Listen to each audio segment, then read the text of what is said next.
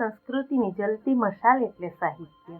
સાહિત્ય અને સમાજનો અન્યોન્ય આશ્રિત સંબંધ છે. સાહિત્ય સમાજનું દર્પણ છે. સાહિત્ય વિનાના જગતની કલ્પના પણ ન થઈ શકે. તેથી જ તો કહેવાયું છે, અંધકાર હૈ વહાં જહાં આદિત્ય નહીં હૈ, મુર્દા હૈ વહ દેશ જહાં સાહિત્ય નહીં હૈ. તારીખ 23 એપ્રિલ એટલે વિશ્વ પુસ્તક દિવસ. વિશ્વ પ્રસિદ્ધ નાટ્ય લેખક વિલિયમ શેક્સપિયરનો જન્મ તથા મૃત્યુ એક જ દિવસે તારીખ 23 એપ્રિલના રોજ થયું હતું.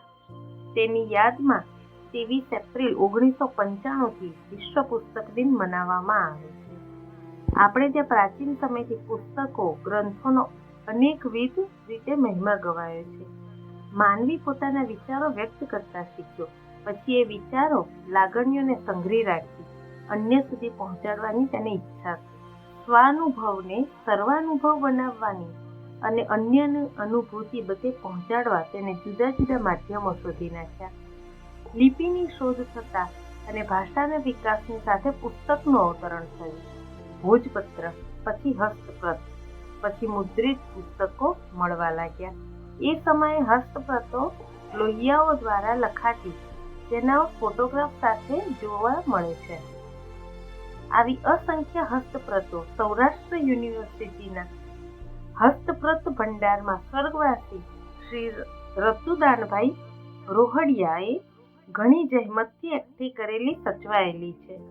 આપણા સ્વાતંત્ર્ય સેનાની શ્રી લોકમાન્ય તિલકે કહેલું કે હું નર્કમાં પણ સારા પુસ્તકોનું સ્વાગત કરીશ, એ હશે ત્યાં સ્વર્ગ આપોઆપ સર્જાશે.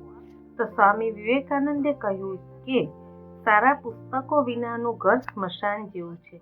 પૈસાને બહુ પ્રેમ કર્યો, હવે પુસ્તકને થોડો પ્રેમ કરી લો. લેખક ડોક્ટર ભૂપેન્દ્રસિંહ અભાણી. આપની આસપાસ બનતી દરેક ઘટનાઓ જોવા માટે અમારી ચેનલ દિવ્યભાસ્કર લાઈવને લાઇક અને સબસ્ક્રાઇબ જરૂર કરો. અમારી ચેનલ સાથે જોડાવા માટે તથા તમામ પ્રકારની જાહેરાતો માટે સંપર્ક કરો.